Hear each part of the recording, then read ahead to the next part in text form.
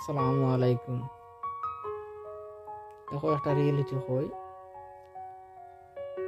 তোমার কোনো কিছুর দরকার থাকলে বা কোনো কিছু তোমার যে প্রয়োজন হইলে কোনো মানুষের কাছে যাইও না, কোনো মানুষের ধরিও না, কোনো মানুষের হাত ধরিয়া এটা সলভ করিও না।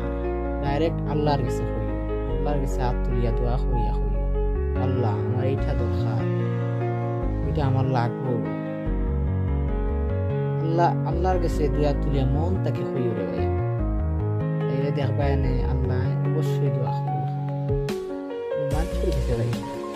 আমরা তো যে কোনো ধরনের কোনো দরকার, কোনো ধরনের প্রয়োজন, কোনো কিছু বিপদে পড়লে, কোনো সমস্যার মধ্যে থাকলে খালি ও মানুষের দিকে মানুষের যে আমার ভিতরে যে অবস্থা হইতো অবস্থা পিলাপিত হইতো বলা মাত্র, তো কোনো মানুষের দইও না, আল্লাহরে হইও, আল্লাহরে মন থাকি দোয়া করিও।